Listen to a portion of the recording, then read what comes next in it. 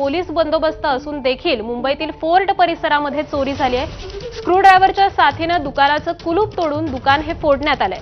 तक्रारदार दुकानानं तक्रार दाखल करत एक पोस्ट देखील केली आहे। माता रमाबाई मार्ग पोलीस ठाण्याच्या हद्दीतील दादाजी स्ट्रीट फोर्ट परिसरामध्ये या आंदोलनात सहभागी झालेल्या काही तरुणांकडून कपड्याच्या दुकानांमध्ये चोरी केल्याचा प्रकार हा समोर आलाय।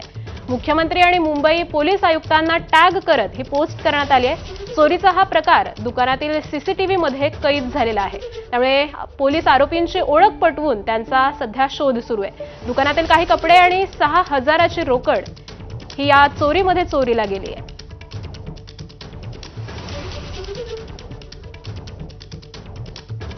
तर आपले प्रतिनिधी सूरज सावंत आपल्या सोबत आहेत। सूरज, तक्रारीमध्ये नेमकं काय म्हटलेलं आहे?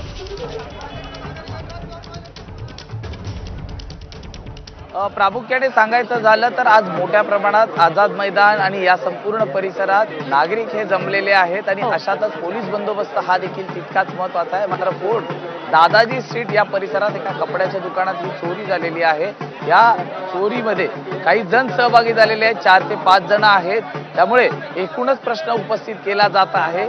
या प्रकरणी माता रमाबाई मार्ग पोलीस ठाण्यात गुन्हा देखील दाखल करण्यात आलेला आहे। जे 4-5 तरुण त्या ठिकाणी येत आहेत, कपड्याचे दुकानांमध्ये कपडे घेत आहेत आणि तिकडनं नंतर पळ काढतायत। या चोरांनी जवळपास दुकानातील गल्ल्यातून 6,000 रुपये हे देखील चोरलेले आहेत। त्या प्रकरणी आता माता रमाबाई मार्ग पोलीस ठाण्यात गुन्हा दाखल केलेला आहे। याच्या सीसीटीव्हीच्या मदतीने या आरोपींचा शोध सुरू आहे। त्यामुळे एकूणच या घटना आजूबाजूला आंदोलनाचं स्वरूप असताना अशा घटना त्या ठिकाणी घडत असल्या कारणाने पोलीस आता सीसीटीव्हीच्या माध्यमातून आरोपींची ओळख पटवून त्यांच्यापर्यंत पोहोचत आहेत। या घटना आपण दिलेल्या या माहितीबद्दल। मराठा समाजाला ओबीसी मधून आरक्षण देण्यात यावं या जरांगेंच्या मागणीवर शरद पवारांच्या अध्यक्षतेखाली एक त्रिदलस्तरीय समिती सरकारनं तातडीनं नेमावी अशी मागणी मराठा क्रांती ठोक मोर्चाचे राज्य समन्वयक संदीप गिड्डे पाटील यांनी केली आहे। समितीमध्ये उद्धव ठाकरे आणि बाळासाहेब थोरात यांना देखील घेऊन 7 दिवसांमध्ये या समितीकडून अहवाल मागवावा।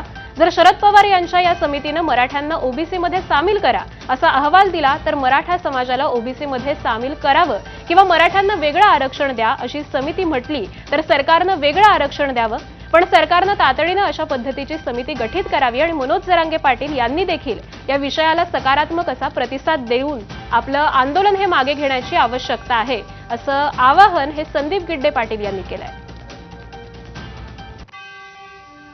सरकारने तातडीनं शरद पवारांच्या अध्यक्षतेखाली त्याच्यामध्ये उद्धव ठाकरे आणि बाळासाहेब थोरात असं तिघांना घेऊन एक हाय पॉवर कमिटी, ज्यांना कॅबिनेट मंत्री पदाचा दर्जा पण असेल, गाड्या द्या, घोडा द्या, शिस्पेन्शिल द्या, खोडरबर द्या आणि संपूर्ण राज्यामध्ये त्यांना टाइमलाईन देऊन 7 दिवसामध्ये अहवाल मागवावा सरकारनं। आणि त्याच्यामध्ये जर शरद पवार समिती जर म्हटली की मराठ्यांना ओबीसी मध्ये सामील करा तर ओबीसी मध्ये सामील करावं, मराठ्यांना वेगळं आरक्षण द्या तर वेगळं आरक्षण द्यावं।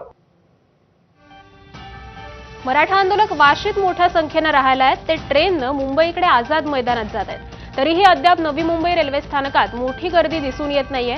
आठवड्याचा पहिलाच दिवस असल्यामुळे गर्दीचा अंदाज हा वर्तवण्यात येतोय।